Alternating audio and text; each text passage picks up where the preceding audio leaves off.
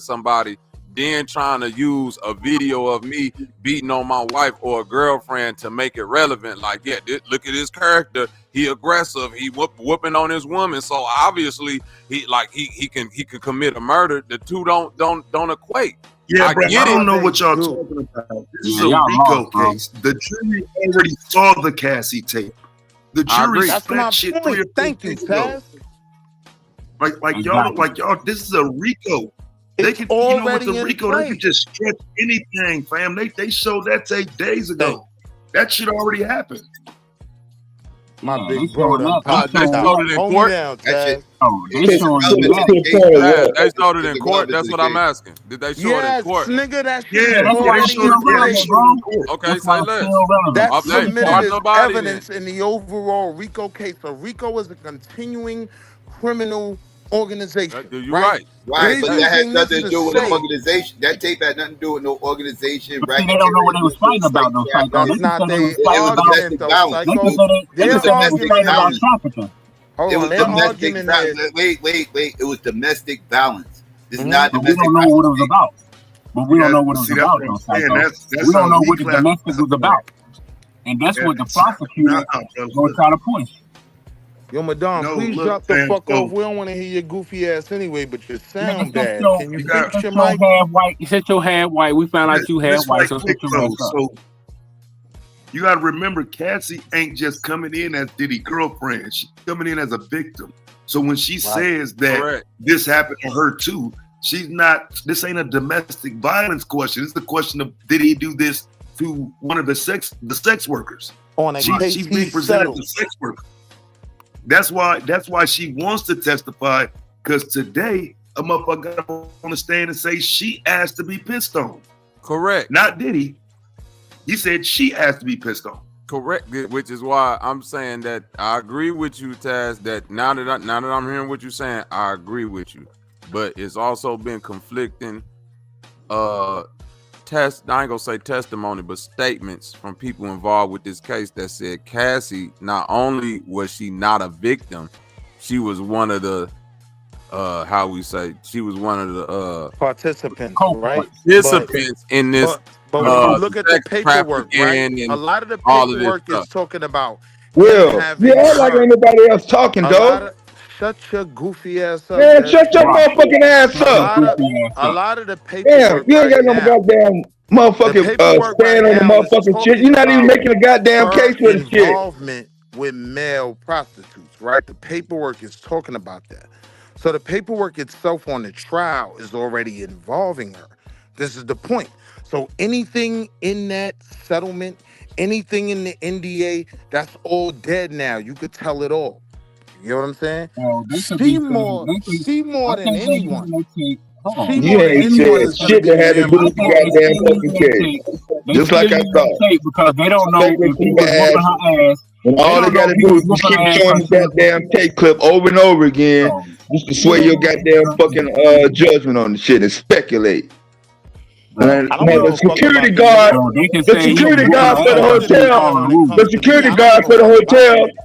One thing you did leave out, the security guard for the hotel already got his testimony on record, and he Saying said that what? Kathy already had left the fucking hotel after that incident. So how So the fuck what? is she a victim if she left? Because we Bro, because she watched got that. an ass Because whooped, we bro. watched that tape. She could have We got watched her the ass black whooped for not man. following the We rules watched the black with man the put sex his change. feet. We watched this black man put his feet on a woman, right? So whether she came, left, went, and gone again, double it up. Say she left the hotel twice, right? That still doesn't excuse what that jury is gonna see in that video. So you're already set up to go down. Now, once you involve the drugs and you have the white boy testify against you that they caught with the drugs, so he's telling, right? Yeah, it don't look good. I don't know what we even talking about. No, man, Diddy gonna win this case. He got I'm waiting Brian to see how Steele. much time the Diddy nigga got get. Brian That's Steele all. on his defense, bro. Diddy will win this case with Brian Steele, bro. See, I just don't think, like, for real, like I say, you gotta pay attention to some of this shit, though, fam. I know how we viewing it, but Patsy is not his girlfriend in this case. And with that, she becomes the prime witness to say he was trafficking me. So when these male strippers are coming in saying, yeah, I got paid to fuck Cassie, that's not playing out how y'all making it sound. Right. It's playing out bad for Diddy. That's bad for him. She's presenting herself as a victim of being trafficked. or And the a scripture borderline says accomplice. I was with it, right? She don't even have to deny her participation.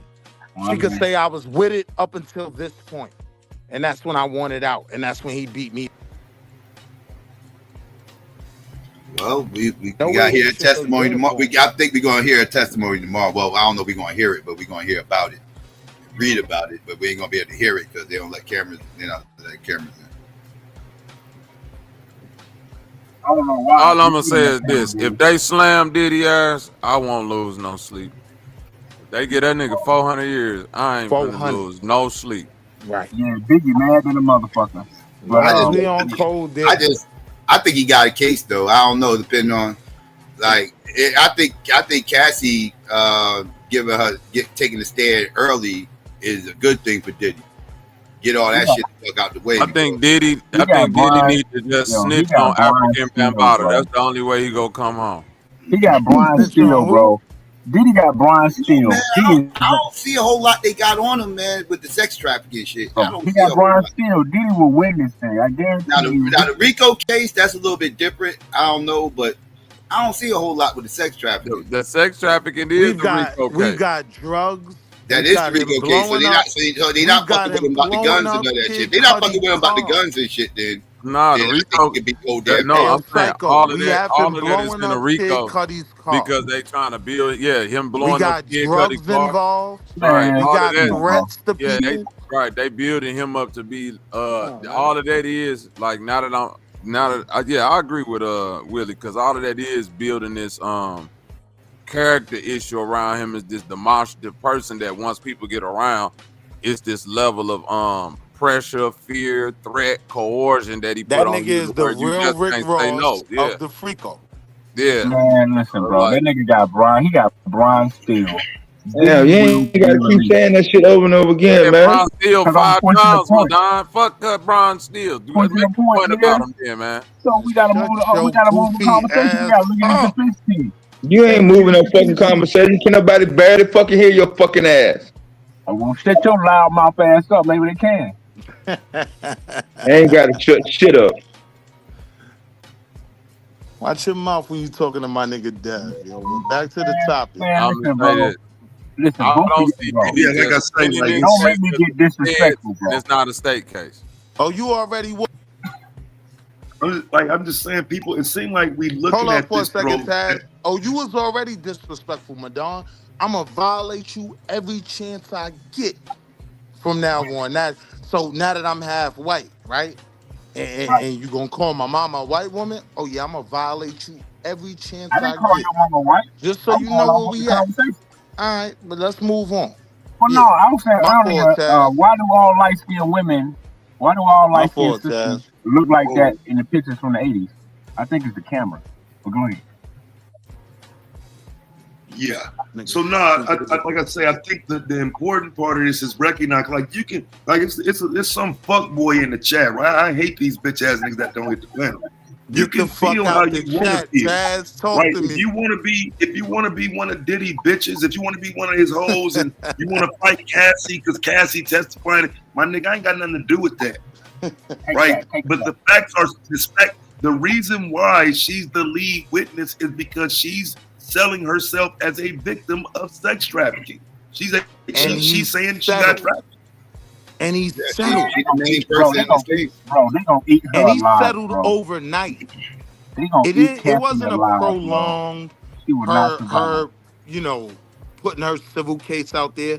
The nigga settled overnight. That was because this is what they're gonna present to the jury. But that was because of the videotape of him beating her ass. He knew that shit was out there. I'm just saying, like whatever his that reasons had to do were, with that. That's understandable that he whatever wanted his that tape to be reasons out were, there. though, Psycho. But that tape don't prove sex trafficking. None of that. Like it doesn't prove he forced Diddy got a team. Diddy got a team of wolves. I don't like Diddy. I don't like Diddy. Hold on, I don't like the Psycho, nigga, but but he it got a doesn't make team it of all wolves, easier to bro. believe. He got. I agree. I can't be hearing you, Madon. I agree with you though, Psycho. Damn, you still can't hear me? What you say, Taz? Go ahead, Madon. No, I was just No, saying. tell him to fix his goddamn I was mic. just Ain't nobody saying, hear your Diddy. fucking ass. Go I fix was your just saying, shit. Ain't Diddy. nobody gonna keep stopping because you feel like rambling the same shit over and over again, bitch. Stupid motherfucker, you. Bro. Don't nobody give a fuck Get that about what nigga you got to dead. say. Hey man, somebody get this nigga some Man, muffins. fuck you. But Ain't let me nobody got to do Ass up. shit. Hey, yo, Dad, fall back. We got him. Make me do it. Make me do it, nigga. hey man, somebody Hey, baptize this nigga, hey, man. somebody help me. Come get on my Baptize this side. nigga. Man, fuck you and your side. Get that Like, nigga Hey dead, man, bro. but no, Diddy got some wolves. They gonna eat Cassie alive, man. That's okay, You all. that's already fine. said the goddamn All right. shit. You old So fucking Taz, retarded ass bitch. Your ass that's up, like, man. so Go Nah, back to Taz, bed, chill, you Dad. old remember Nah, how man. let's like hold in this that Go down. back in the Yo, house, nigga, old do you man. know how hold on fucking real quick, Madonna. stupid you So sound? Taz, like in that Weinstein case, right? When they like remember when you was putting me on to that like how the women came out and they can prove the, you know what I'm saying, the allegations in that Times, case, dates. right? I'm not saying, I'm saying that like perception, like Diddy defense team just basically taking a stance that I basically did all of this, but it was consensual. Is like that's where it kind of come where the he say she say, because in one hand Cassie can say she was being trafficked and he bringing all these male prostitutes in, and on the other hand he could Hey, say yo, Bobby, you I'm doing blew up a oh no, nigga's real quick car, though. Bobby. Okay, You damn, don't blew let up me a lose my, nigga's car. I'm not trying to lose my train of Damn, man, let him finish his goddamn thought. Oh, my man. fault. My fault. My fault. So what I'm saying. So on the other hand, fuck nigga. Diddy got y'all niggas in On the love. other hand, Diddy can say that, yo, I'm just getting freaky with my girlfriend, like, you know, it's consensual because she was my girl at the time, and I'm paying for, you know what I'm saying. I'm on some freaky. No, Can't say that's that. why you can't say that. That's why I'm getting Diddy is confused. not gonna listen to you, I Bobby. keep trying to tell you, like, I don't know what's not registering. She not- is the victim in this case. So none of that freaky talk, none of that shit don't fucking matter. No, I'm She saying is that's his defense these though. sex workers. All right, man, you got it. No, That I'm not could be his I'm not defense, right? disagreeing That could that. be his defense, Hold right? on, Listen, I'm not but you disagreeing have that people she's the lined up, ready to testify that they are sex workers, right, and they cross state lines right, with Diddy to have freak-offs. right. That's criminal. And people are lined up willing to testify to that. I was a Hey, male now listen to what I'm prostitute, telling you. pause, not me, Listen to pause. what I'm If telling you. anybody getting sound bites. Listen to what I'm telling you. That's if that's criminal, the entire rap game is finna face a RICO. Cause any nigga that meet a bitch on Instagram or OnlyFans and say, hey, I'm finna fly you out, like being flown out is a thing, bro. So I'm That's saying, not, like, that's this, not the case. They ain't got that much money. I They ain't got that much money, That's bro. not the case. Taz, You gotta go have ahead, money. go ahead. Hold on. That All don't right, have I'm nothing listening. to do with I'm the listening case, to you, Dad. Taz. Have I'm listening. her saying, I'm a victim, I was forced to do this. You have Right. male sex workers saying, we were brought in and paid to do this to her. But hold on, real quick. I'm telling you, in that sex worker thing, which is why she want to get on the stand, the male sex worker is saying she's asking for this in front of Diddy, because Diddy is a freaky ass nigga who get down with men. So they Right, saying which is that, where the ass Yeah, whooping but in the so hallway what, comes though? into play. wait, but I'm saying right. the sex worker is No, I saying ain't, that. like fam, we're talking about it when a nigga convicted. Cause like niggas ain't even watching this shit. It just I watch this shit. But I'm saying the Like, nigga. Bobby, I'm listening, bro. you I'm not have a defending this nigga nigga, that's man. willing I to just go on that. Bobby, listen, you have a nigga that's willing to go on that stand and say, right. I am a sex worker, right? Right. Whether Cassie was with it or not, he's still admitting, yes, I crossed state lines because I was hired by a nigga named P. Diddy for a Right. freak off. You've already incriminated yourself. Take Cassie out of it, right? Even though she is going to be a linchpin of the story and she's really going to be what nails him to the cross. But take even the motherfuckers, to your point, because I understand your point that That's why you I was have just gonna ask motherfuckers again, saying, Willie. she was with it. I get your point. I'm saying, This is even in why saying the that, white man law you're still is admitting wicked. I was a male smut that got trafficked across state lines for an appointment. That's Pause. criminal. Pause. That's criminal. I'm okay. So I'm asking again, and I'm not asking in defense of nobody. I'm just asking for clarification points. So when rappers in the rap community and just in general, this kind of known unknown of flying people out, you know what I'm saying? Paying for a woman flight or a man paying for a man, however that is being flown out, that's a criminal act. Even if it's under the very Nah, that should tell you something, Bobby. So hold on, to answer your question, talking to him, bro. unfortunately, right? No, I'm saying that should tell you black Hold people. on, Black it people might being be a targeted. criminal act, Don, and that niggas tells might you black need to men are being get targeted. careful, right? It might be a criminal act, but what I'm saying is you're diminishing the fact of what this goofy nigga was doing, right? This nigga is under a FRICO charge. Man, it's white. Man, You it's understand? white You CEOs understand out what was here make going on Diddy at look those like a parties? welfare case. You Nigga. understand how many people were hired to come to those parties? So to Facts. compare it to a rapper that's just trying to fly an IG bitch out, yes, I'm not gonna argue with you that it couldn't potentially be considered criminal, right? But what I'm saying is, what this nigga over here was doing, nah, that shit was different. This ain't Man, just flying the bitch out. There's a You difference have between freak different offs and that illegal. last for So days. what at the party was illegal? The drugs, whatever they say. you already got a Whatever white hurts, 'cause boy. I mean, this shit is like, this is fanned out shit. Like at some point, niggas sound like fans. You niggas sound like you want to do the shit. You Diddy bopping motherfuckers. So again, like I just said, it ain't even just Cassie. It's a whole nother woman. There are multiple women saying he was forcing us to do this. That fucking video just looks like he was forcing women to do the shit. There is no escape for this shit. Well, why did it take so long to report it? Why did it take so long? But this Why did it take them so long? Because he was blowing up cars and shit. No. In the kill. But there's other video. Wait.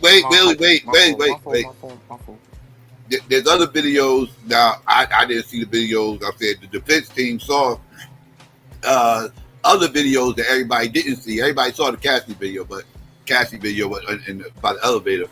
But there's videos. Again, that doesn't prove it. That proves he beat her ass. That's all that proves. But they do have videos.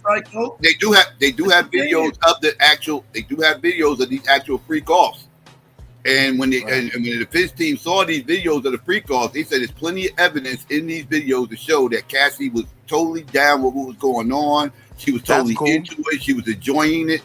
And everything. That's what the defense team saying. I didn't understand. But you know that's a kidnapping charge in the video with him and Charlotte. That's kidnapping in the video with him and Cassie. Nah, that ain't kidnapping. Bro, that is literal kidnapping. He snatches the phone, bro. He snatched the phone and then he drove it back. That's kidnapping. Bro, the moment you grab the phone, the moment you prevent him from calling for help, bro, that's kidnapping at that point. Yeah, it is, bro. You can't snatch the phone. You can do it, but you're going to face consequences. It's not kidnapping. If you snatch the phone, nah, that's the problem, right? When I watch that video, the phone, it's a domestic violence, nigga. I mean, niggas should remember, I got docs for that shit. I got docs for snatching the phone in my baby mama hand. I got a DV for that shit. You lying. You snatched the phone, nigga. That was aggravated assault. No, it's DV. And in Ohio, back then it was called a non-violent DV. Oh, okay. Yeah. But the word violence was still in the charge. That could be yelling. That could be a threat. Now, that could be snatching the phone. Back to Coroner's house phones. This was like 2004. This wasn't no. That's why they used in that video. Coroner's house phone era. How you think this the purpose of the video is to establish that he hold people without their will. In a hotel, scream for help, bro. And we all know we all know that shit is deeper than that, bro. the legal And then there's strategy. the Like, element we of just him talking about drugging legal. people against their will. The legal strategy, they got him, fam. Straight up. The legal strategy, he dead on. Nah, I could win that case, and I ain't even that bright. I could win that case. Yeah, he got Brian still. He good. Man, he But you fucked, got bro. 2 women coming in saying that he forced them into trafficking. I can't even believe this shit. Saying you know how strong they're See, that's saying why they that gonna they die. were forced, and they saying that they was forced and that they had to do it. And that's so why when they you gonna show lose. a video of Cassie smiling and this shit a freak off, that shit don't mean a fucking thing because she's already claiming she was forced to do all of that. Do See, niggas that's not why see they gonna have these a problem wrongs? with That means something. This the thing niggas don't you go to understand. a illegal robbery, This the thing niggas don't understand. They're gonna show all types of other videos. Motherfuckers can say all types of shit, but if this videotape shows something contrary to that, it means something. And they're gonna have to prove force. No, but I'm saying they're gonna show really all can't, types bro. of other videos, right? The foundation, Like there's videos of foundation of Diddy it. threatening Oh my other God. people in the industry. They're gonna show all of The them. foundation of it is the video, though, because I get what you're saying. Like she having sex, yeah, but she's telling the feds that she was forced to do all of that. So you can show 100 videos of her happy having sex. She's saying she was forced. It's not gonna It don't be matter how many videos they got. Over and over and over again. It's gonna be hard to prove for other people. It's a lot. You know But everybody, listen, it's too many people talking at once. Just one person at a time, please. Now, there's multiple videos of her in multiple different occasions. This wasn't a one-time shot. If it was a one-time shot, I get it. You know, like that was a situation that happened. She didn't want to do it. This, that, and third. Boom, boom. She did it forcibly, unwillingly, and then boom. She ain't fuck with it no more. She ain't. But no, this kept going on. This is something that repeated. If she's a human traffic victim, they expected her to look like she's enjoying herself. Well, if they're gonna add Cassie to the situation, it's the kidnapping thing I agree with, because when he drag her back into the. He could get it for that, yeah. That down. That's go down for kidnapping, and then but the other stuff with Cassie is, did she make that complaint before all this shit happened, or is she saying it now? I think she did. To be honest, okay, so that's what started. Not in real time, no. In real time, no. Right. Okay. Listen, brother. Do you know how many videos there are already out there of people corroborating her story? Go ahead. It's a ton of people. Yeah, this ain't new. Cassie have been saying this for a while, though. Yeah, Cassie been saying this for a while.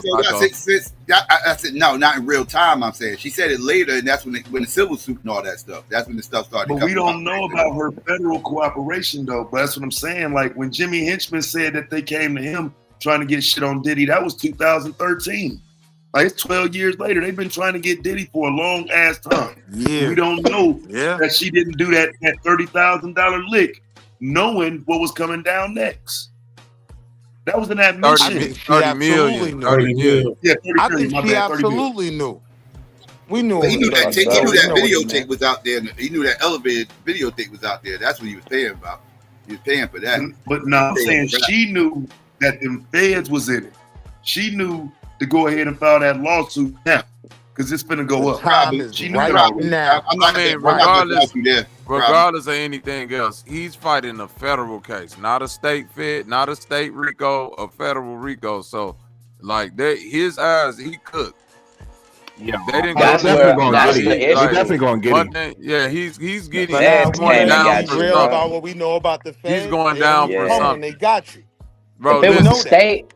Damn near all of them women where R. Kelly was saying he didn't do that shit, and they still slammed him. They don't give a fuck about none of that. With that kind of defense team, I don't see Diddy. I see Diddy getting off with him. Regardless of what the said, even in the R. Kelly case, they still had enough evidence to prove a crime.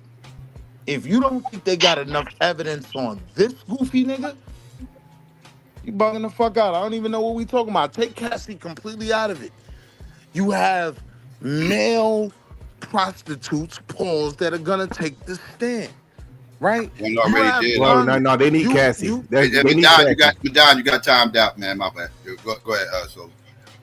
Yeah, they need I'm Cassie saying though. I mean, it's not gonna work if they ain't have Cassie. That's why that was the number one thing that they initially was trying to do from the beginning was get Cassie involved in it, because if they don't have Cassie, then you can't you got a bunch establish of some male motive. sex workers over here, She's some the primary strippers over victim, here. yes.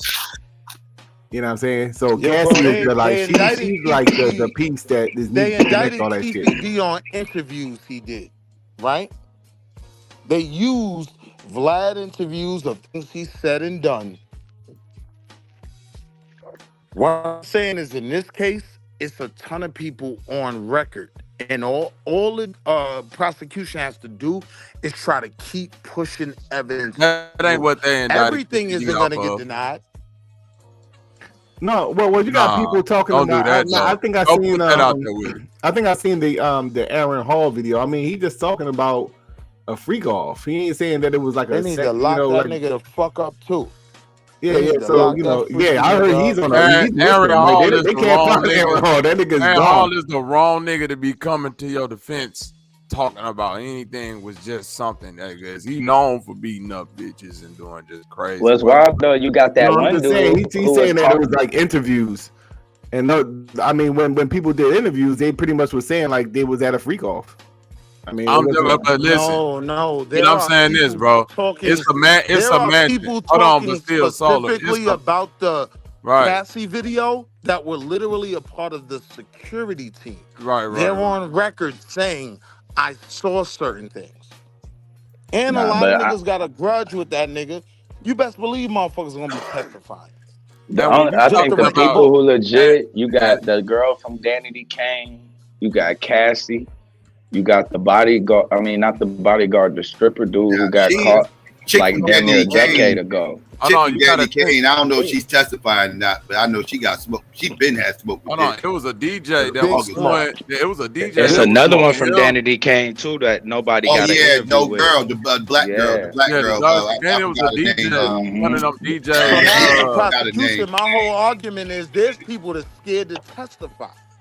But it was a DJ that's Let me supposed to present testify this. too. Let me present that. Like an engineer, he make beats. He said that Cuba Gooding Jr. and Diddy tried some crazy shit with him too. So it's more than just Cassie and all. Like it's people that's just like was around the situation for years. Like Kid Cudi got to get. You talking about the little Rob dude? I think he was a monster, yo. I think he ended up dying.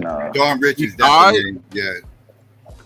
Yeah, I think he died on this. When Danny Kane broke up, Dawn's the one that started up that group with Diddy and shit, that Dirty Money shit or whatever that shit was. She was the one that, she stayed with Diddy while everybody else left. Cause what's the one that you were just talking about from Danny D. Kane? The white girl. The white girl, she the first one she got fired on TV. Yeah, she said she won't speak on it. And Dawn was the one Aubrey, she said she won't speak on it or who it is because it ain't her place. But that's how I know. I bet she one of the people. I heard Diddy wanted something to go down with them, but she wasn't with it, and that's why he fired her. She said that's the real reason why she got fired, because she wasn't doing anything with him. But Dawn Richards, though, she got some dark shit she was talking about that happened like after the Danny D. Kane shit. Yeah, when she stayed around with Diddy, And a lot of this shit is already documented on record. What the prosecution is going to try to do is push everything that, all right, that's not admissible. All right, we'll play this. All right, that's not admissible. We'll play this. Yeah, you going to take that? All right, take that. Let me play this. And then that's the thing. What are you looking at though, far as with the time? What is the max for all that shit that, Man, he gone. That nigga gone for the rest of his life, man. He gone. Yeah. The racketeering. The racketeering is the only thing that makes it out. That's the part that's like, damn, bro. What They'll the give fuck him is something happening? like 30 and another 10, just to be safe. They'll give him 30. But like I don't know 10. what people thinking though, bro. Like so again, so to the dummies in the chat though, right? So here's how this works. Just because I agree to a civil suit and say I won't say something. Once the feds come start grabbing motherfuckers, we ain't in a civil courtroom no more. None of that shit don't matter. A civil case becomes irrelevant when criminal acts come out of it. And if you don't know that, you're gonna learn the hard way. Like Taz, I mean, he already tried to do it and it fell. Like they gonna not add only it to is the it case. That's her what I heard. testimony now that's opened up, but now that whole case, everything, that NDA means nothing. This is criminal. So now we open up the whole case that you settled to. We hear all those allegations. Those are all presented. Because all that NDA shit means nothing now. This is criminal. Yeah, the nigga's finished. And that man got As he 8 should be. witnesses that, and I know one of them that, what's the dude who was talking the Illuminati shit like 15 years ago, that the stripper dude that the police had in custody. Bro was talking about all that shit. That they thought dude was going crazy in that bit. He said he was fucking with Cassie and Diddy, and they have been running all of this shit. I think he one of the witnesses too. With all kind of, they caught a white Yeah, boy that's with all him. kind of pink cocaine on him, right? Nah, he wasn't a stripper. Oh nigga. no, He you wasn't talking no about the freaky new nigga. dude? You talking about the last dude? He was a basketball player. I think he played for Gonzaga or some shit like that. I can't remember, but he was Diddy's mule for the pink cocaine, for the Viagra's, whatever Diddy needed. Homie, this white boy was the nigga that was gonna bring it. They grabbed him first. I saw the play. They grabbed him first. You want out of this? Tell us what we want to know. I mean, he ain't charged with nothing in respect to that, though. That's all a part of the RICO. Fact, his charges got dropped, didn't they? That drug That's deal. all a part of the RICO. Nah, That's all. that's a part of the, because it's all a criminal organization. They saying this is a criminal organization. They bringing in drugs and women. Wait, I didn't recall seeing this drug mule dude testifying though. That's what I'm saying. I don't know. No, they ain't showing the faces though. Remember, I don't think we know. Remember, I said his case got dropped, so I mean, I get it, but again, that's another person that just kind of disappeared into the case. Like he got to be about the white dude case, right?